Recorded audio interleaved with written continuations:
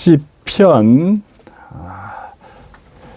20편 7절 말씀을 갖고 미국과 중국의 패권 경쟁의 신앙적 의미라는 제목으로 함께 은혜를 나누겠습니다. 시편 20편 7절 한번 읽을게요. 어떤 사람은 병거, 어떤 사람은 말을 의지하나 우리는 여호와 우리 하나님의 이름을 자랑하리로다. 다니엘서 21장 보면요, 그는 때와 계절을 바꾸시며 왕들을 폐하시고 왕들을 세우시며 지혜자에게 지혜를 주시고 총명한 자에게 지식을 주시는도다. 마태복음 24장 6절에서 8절은요, 난리와 난리의 소문을 듣겠으나 너희는 삼가 두려워하지 말라. 이런 일이 있어야 하되 아직 끝은 아니니라. 자, 지난주에 트럼프 대통령께서 중국 북경을 방문해서 시진핑 주석과 회담을 하고 다시 이제 미국으로 돌아갔습니다. 그러면서 뭐 여러 가지 문제 많았겠죠. 이란과의 전쟁, 대만 문제 등등. 또 우크라이나와 러시아는 여전히 전쟁을 하고 있습니다. 그래서 이 두 정상이 만나고 회의를 했는데 세계는 지금 어디로 가고 있습니까? 오늘 우리가 살아가는 이 시대는 눈에 보이지 않는 거대한 전쟁의 시대입니다. 총성이 들리지 않아도 세계는 치열한 전쟁 중입니다. 그 중심에는 미국과 중국의 패권 경쟁이 있습니다. 지난 주 후반에 트럼프 대통령과 시진핑 주석 간 회의 주요 의제를 보면은 경제 전쟁, 반도체 전쟁, 무역 전쟁, 군사 경쟁, 기술 패권, 달러와 위안화의 경쟁, 대만 문제, 남중국 핵 문제 등 이 모든 것이 단순한 국제 뉴스가 아니라 우리의 삶을 직접 흔들고 있습니다. 그러면 우리는 질문해야 됩니다. 이 거대한 세계 질서의 변화 속에서 하나님은 무엇을 말씀하시는가? 오늘 말씀을 통해서 미국과 중국의 패권 경쟁을 신앙의 눈으로 한번 살펴보겠습니다. 성경은 제국의 흥망성쇠를 기록하고 있습니다. 이 성경은 단순한 종교책이 아닙니다. 성경은 개인의 역사, 민족의 역사, 제국의 역사를 기록하고 있습니다.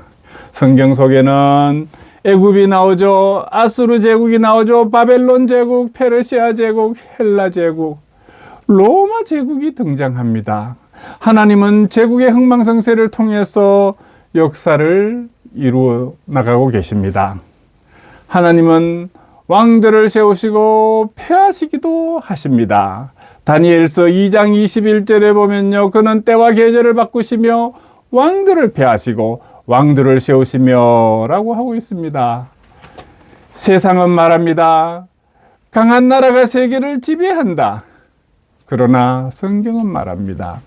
하나님이 나라를 세우신다입니다. 미국도 중국도 우연히 강대국이 된 것이 아닙니다. 하나님의 허락 아래에 있다는 것입니다. 그러면 미국의 부상에 대해서 한번 잠시 보죠. 20세기 이후에 미국은 세계 최강국이 되었습니다. 불과 지금 미국이 태어난 지도 한 250년 이렇게 경제력, 군사력, 기술력, 달러 패권, 문화 영향이 미국은 막강합니다. 미국은 사실상 현대의 로마 제국처럼 세계 질서를 이끌어가고 있습니다. 거기에다가 중국이 부상했습니다. 21세기 들어서면서 중국은 급격하게 성장했습니다. 세계의 공장, 거대한 내수시장, 기술 발전, 군사력 확장, 1대1로의 전략으로 세계에 엄청난 영향을 미치고 있습니다. 중국은 이제 미국을 넘어설 수 있는가라는 질문의 중심에 서 있습니다. 그럼 패권 경쟁의 본질은 무엇입니까?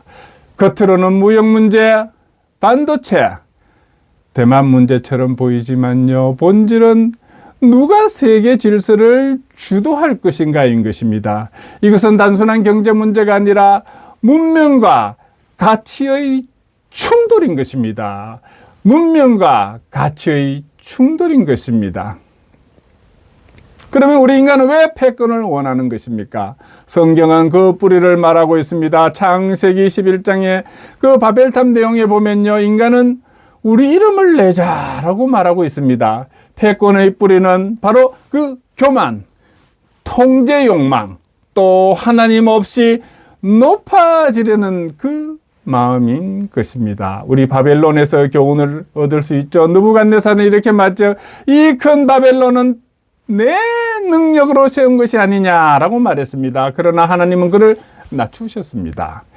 강대국의 가장 큰 위험은 교만입니다. 교만. 강대국의 가장 큰 위험은 교만인 것입니다. 요즘은 경제가 우상이 된 시대였습니다. 여러분 무슨 관심이 있습니까? 삼성전자, 하이닉스입니까? 마태복음 6장 24절에 보면요, 너희가 하나님과 재물을 겸하여 섬기지 못하느니라 라고 하고 있습니다. 하나님과 재물을 겸하여 섬기지 못하느니라 하고 있습니다. 오늘 세계는 GDP를 신처럼 여깁니다. GDP가 얼마나 높냐, 누가 잘 사느냐, 응?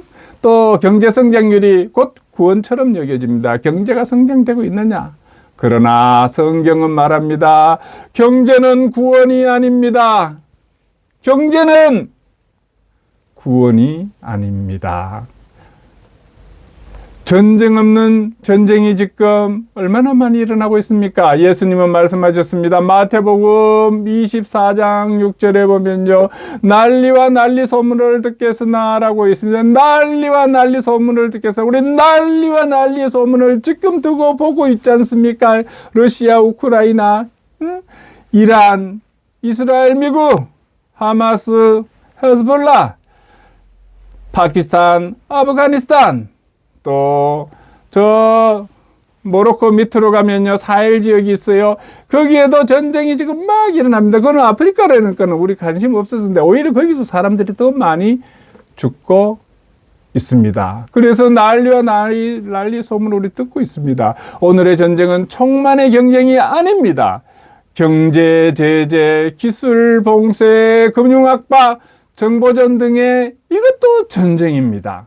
트럼프가 중국에 가서 시진핑 만나면서 그 천단에 가서 악수하고 허허 웃으면서, 또 정원에 가서 열리지를 보면서 1000년이 넘었느니 그러면서 하면서, 거기에 보면 항상 경제 제재, 기술 봉쇄, 금융 악박, 정보전 등의 그게 그 두 정상 간에 긴장하고 있는 것을 우리는 보았습니다.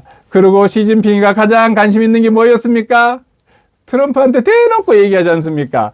우리가 대만 치면 네 어떡할래? 그러니까 트럼프가 대답을 노코멘트 비슷하게 그건 알아서 할 거라고 yes, no도 대답하지 않아요. 그렇지만은 강력하게 네 대만 치면은 내가 당장 대만 막는다 이 소리를 안 하더라고요. 그러니까는 대만은 그 생사가 달린 거 아닙니까? 대만, 우리와 입장을 바꿔놓고 생각하면 대만으로서는 끔찍한 상황입니다.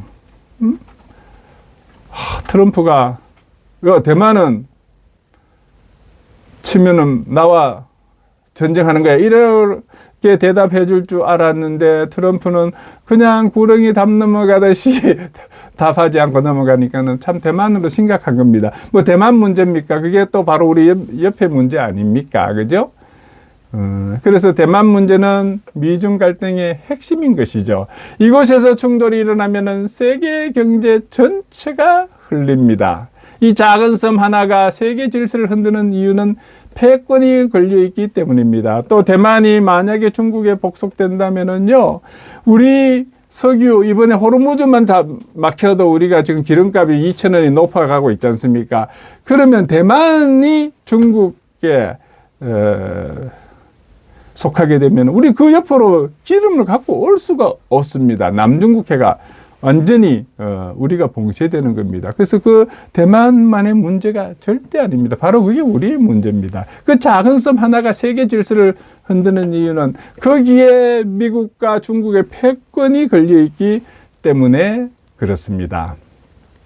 그래서 이 미국과 중국의 이 같이 엇물려가는 그 역사를 보면요, 경제, 외교, 전쟁, 패권의 흐름을 알 수가 있습니다. 두 나라가 세계를 움직이고 있다고 보겠습니다. 러시아는 과거에 가장 세했는데 요즘 좀 우크라이나 하나도 겨우 바로 전쟁을 4년 이상 끌고 있는 거 보니까는 옛날에는 소련과 미국이었는데 지금은 중국과 미국 같아요. 그래서 오늘날 세계를 움직이는 가장 큰 중요한 두 나라는 유나이티드 스테이츠 오브 아메리카와 차이나입니다. 이 두 나라의 관계는 협력, 경쟁, 갈등, 상호 의존이 동시에 존재하는 매우 복잡한 관계인 것입니다.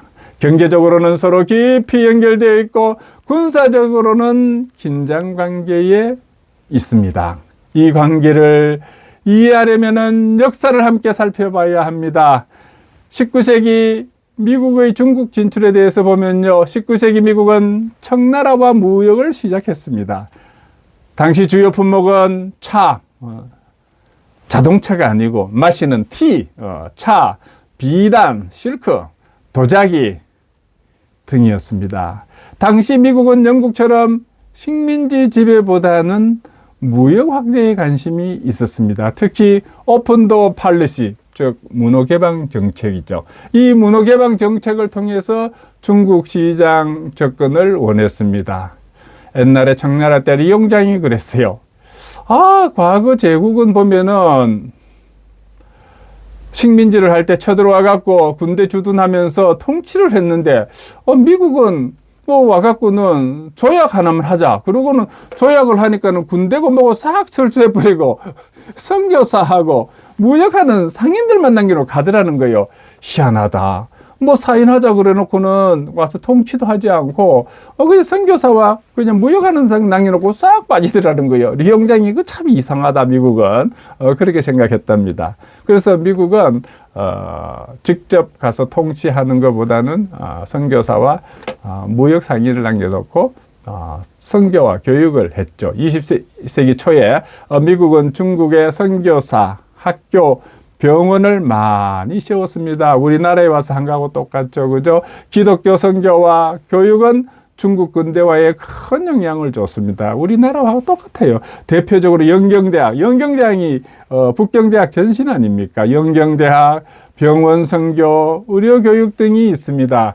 미국과 중국은 단순한 무역 관계가 아니라 문화적 연결도가 아주 깊었습니다. 그러다가 2차 세계대전이 일어났죠. 그래 일본하고 독일하고 이탈리아 거기에 맞서서 중국과 미국은 협력했습니다. 바로 2차 세계대전이죠. 그 당시에 공통의 적은 저편이었습니다. 당시 미국은 장개석의 국민당 정부를 지원했습니다. 그때 플라잉 타이거즈라고 미국 공군을 지원했습니다. 그런데 1949년도에 중국이 공산화되었습니다. 1949년 마오쩌둥이 승리하면서 People's Republic of China가 탄생합니다. 미국은 이 모택동의 People's Republic of China를 인정하지 않았습니다. 대만의 Republic of China를 지지했습니다. 이때부터 냉전 속에 미국과 중국은 적대 관계가 시작이 되는 것입니다. 그러다가 바로 그 다음에 한국 전쟁이 일어났습니다. 6.25 전쟁이죠. 코리안 워에서 미국과 중국은 직접 싸웠습니다. 미국은 유엔군 중심으로 왔고 중국은 인민지원군 파병이었습니다. 이 전쟁은 미중 관계를 더욱 악화시켰습니다. 한국은 이 미국과 중국 두 강대국 충돌의 현장이 되었습니다. 그러다가 1972년대 드디어 닉슨이 중국을 중국을 방문합니다. 닉슨 대통령께서 1972년 리처드 닉슨 대통령이 중국을 방문합니다. 이는 세계사를 바꾼 사건이죠. 그 이유는 그 당시에 저 소련을 견제하기 위해서 냉전 전략 변화의 하나였습니다. 미국은 중국과 관계 개선을 시작을 합니다. 그러다가 덩사오풍이 나타나죠. 덩사오풍의 개혁개방 이후에 미국 기업들은 대규모로 중국에 투자를 합니다. 중국은 세계 공장이 되었고 미국은 값싼 생산 기반을 확보했습니다. 이 시기에 이 미국과 중국은 강하게 연결이 됩니다. 그러다가 다시 21세기에 들어와서 협력해서 경쟁 모드로 바뀌게 된 겁니다. 중국이 강해지자 미국은 이제 경계하기 시작했습니다. 핵심 갈등은 무역전쟁, 반도체 경쟁, AI 기술 경쟁, 대만 문제, 남중국해 문제 등이죠. 이제 관계는 협력보다는 패권 경쟁의 성격이 강해졌습니다. 그래서 이 미국과 중국은 경쟁하면서도 서로 필요한 관계가 됐습니다. 미국과 중국은 경쟁자이면서 동시에 서로 필요한 존재가 되었습니다. 미국은 중국의 시장이 필요하고 중국은 미국의 기술과 금융 시스템이 필요합니다. 즉 완전한 단절도 없고 완전한 협력도 어렵습니다. 이 두 나라의 관계는 앞으로도 세계 질서를 결정할 것입니다. 그리고 한국 역시 이 관계 속에서 매우 중요한 위치에 있습니다. 그렇다면은 이 미국 중심의 그 종교와 정치의 절묘한 조화, 세계 최강 미국의 비밀에 대해서 한번 살펴보겠습니다. 근대 국가의 원칙은요, 정교 분리입니다. 종교와 정치는 분리, 재정 분리라 그러죠. 이 기원이 어디서 있느냐? 우리는 흔히 정치와 종교의 분리를 당연하게 생각하지만 사실 종교는 인간의 가치관과 삶 전체를 규정하기 때문에 이를 분리한다는 것은 상당히 어렵습니다. 이슬람이나 유대교 체제와 달리 세속 정치를 종교와 구분하려는 시도는 매우 기독교적이고 특히 개신교적인 사고방식에서 비롯되었습니다.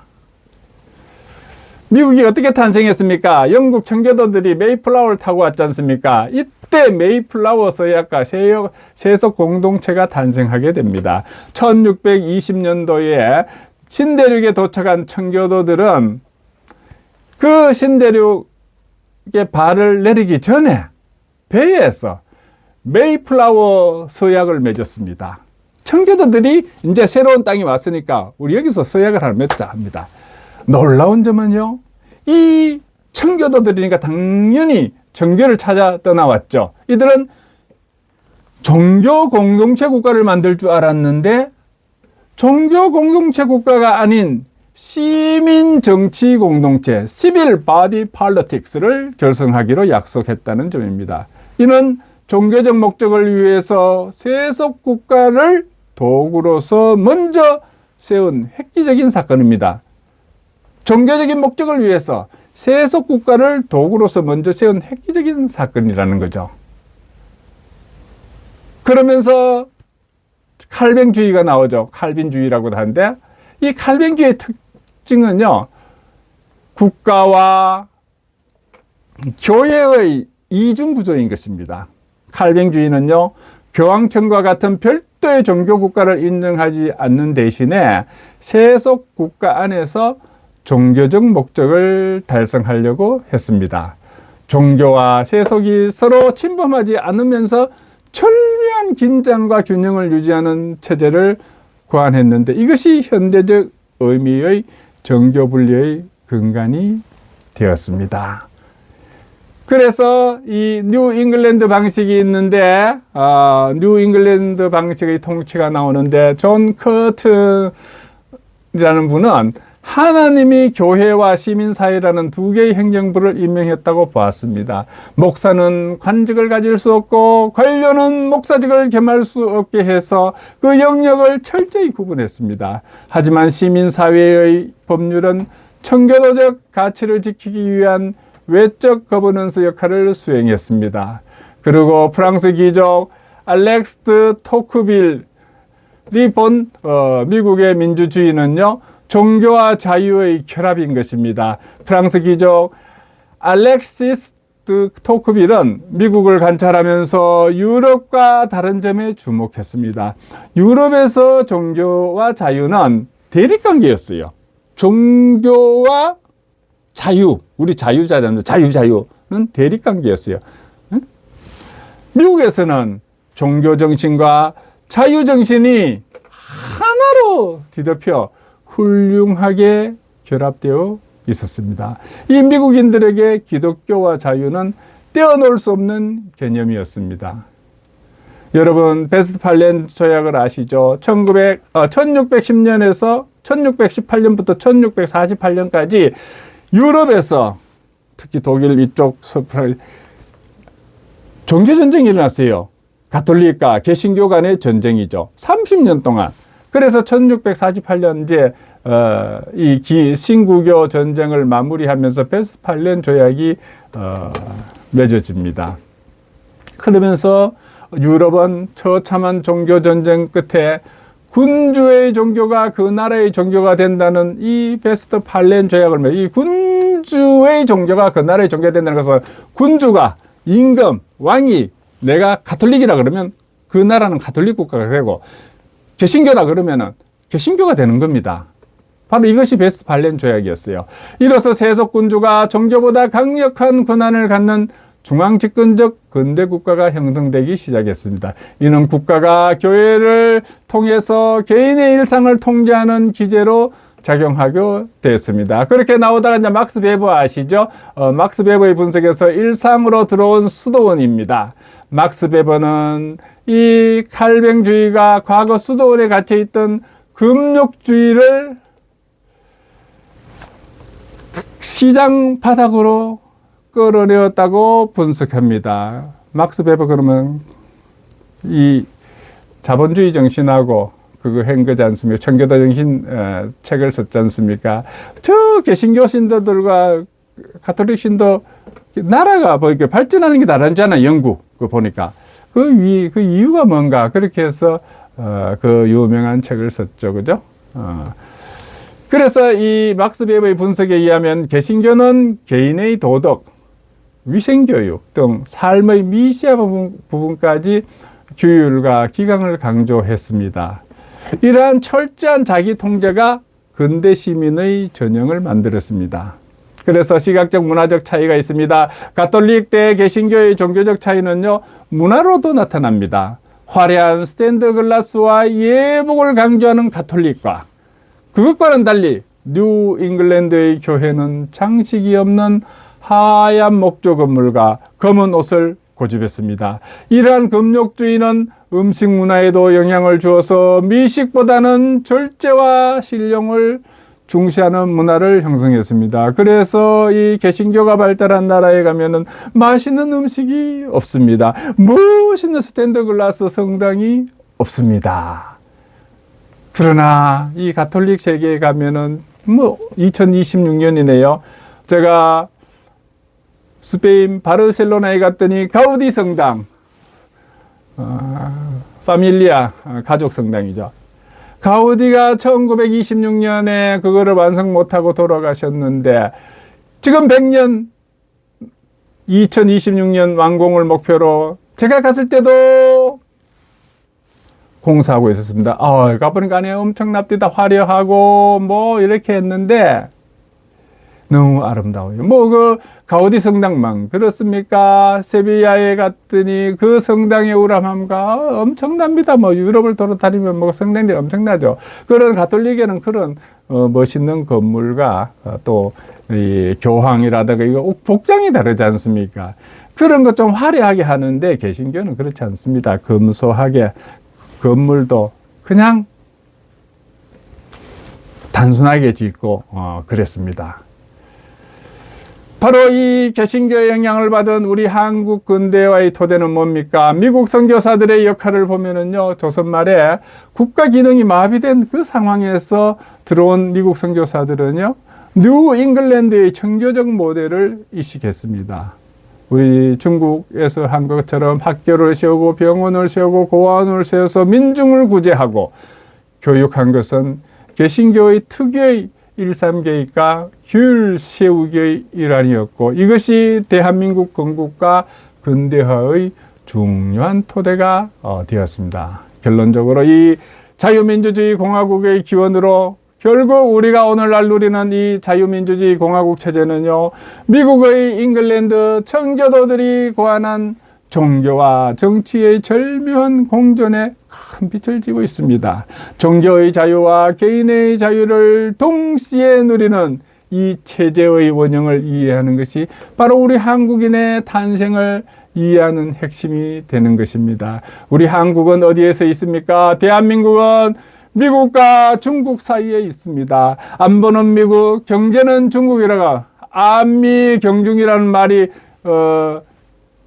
이제는 안보도 미국, 경제도 미국이라는 그런 현실 속에서 우리는 어떻게, 그렇다고 중국을 무시할 수도 없는 그 속에서 우리의 지혜가 필요한 것입니다. 우리의 궁극적 의지는 어디에 있어야 합니까? 시편 기자의 고백을 보면요, 오늘 말씀 중에 시편 20편 7절에 보면은 어떤 사람은 병거, 어떤 사람은 말을 의지하나 우리는 여호와 우리 하나님의 이름을 자랑하리로다. 어떤 사람은 병거, 어떤 사람은 말을 의지하나 우리는 여호와 우리 하나님의 이름을 자랑하리로다 하고 있습니다. 세상은 군사력과 경제력을 의지합니다. 그러나 성도는 하나님을 의지하는 거다. 우리는 하나님을 의지하는 것입니다. 역사의 마지막은 미국의 승리도 아니요 중국의 승리도 아닙니다. 하나님의 나라인 것입니다. 모든 제국은 지나갑니다. 그러나 하나님의 나라는 영원합니다. 교회는 어느 한 강대국의 편이 아니라 하나님 나라의 편인 것입니다. 우리는 평화를 위해 기도하고 진리를 지키고 복음을 전해야 합니다. 그럼 우리의 성도의 삶은 어떻게 해야 합니까? 이 패권 경쟁 속에서도 우리는 두려움이 아니라 믿음으로 살아야 하는 것입니다. 뉴스보다 말씀에 더 붙들려야 합니다. 그럼 우리 자녀들에게 어떻게 가르쳐야 할까요? 우리 자녀들에게 어느 나라가 이길까? 그거보다는 어떻게 믿음으로 살아갈 것인가를 가르쳐야 합니다. 빌립보서 3장 20절에 보면요, 우리의 시민권은 하늘에 있는지라 우리는 미국 시민 이전에 중국인 이전에 한국인 이전에 하나님 나라의 백성인 것입니다. 요한계시록은 말하고 있습니다. 마지막 승자는 어린 양이신 예수 그리스도입니다. 마지막 승자는 어린 양이신 예수 그리스도인 것입니다. 십자가가 제국보다 강합니다. 그래서 우리는 뭘 의지해야 됩니까? 미국과 중국 패권 경쟁은 우리에게 묻습니다. 너는 무엇을 의지하는가? 달러인가? 권력인가? 강대국인가? 아니면 하나님이신가? 결국 역사의 마지막은 패권이 아니라 하나님의 통치인 것입니다. 우리는 그 나라를 바라보며 믿음으로 살아가야 하는 것입니다. 하나님께서 우리 모두를 이 시대의 믿음의 사람으로 세우기를 원하십니다. 그렇게 우리가 살아가기로 다짐하며 나아가는 저와 여러분이 되기를 하나님의 이름으로 축복합니다. 기도하겠습니다. 하나님 아버지, 오늘 경희대학교 글로벌 교회 주일 예배를 인도해 주셔서 미국과 중국의 패권 경쟁에 대해서 가르침을 주심에 감사를 드립니다. 미국과 중국은 경쟁자이면서 동시에 서로 필요한 존재입니다. 미국은 중국 시장이 필요하고 중국은 미국 기술과 금융 시스템이 필요한 거죠. 즉 완전한 단절도 어렵고 완전한 협력도 어렵습니다. 이 두 나라의 관계는 앞으로도 세계 질서를 결정할 것입니다. 그리고 우리 한국 역시 이 관계 속에서 매우 중요한 위치에 있습니다. 우리의 시민권은 하늘에 있는지라 우리는 미국 시민 이전에 중국인 이전에 한국인 이전에 하나님 나라의 백성인 것입니다. 역사의 마지막 승자는 어린 양이신 예수 그리스도이십니다. 십자가가 제국보다 강합니다. 결국 역사의 마지막은 패권이 아니라 하나님의 통치라고 하셨습니다. 우리는 그 나라를 바라보며 믿음으로 살아가기를 바라오며 우리 주 예수 그리스도 이름으로 기도드리옵나이다. 아멘.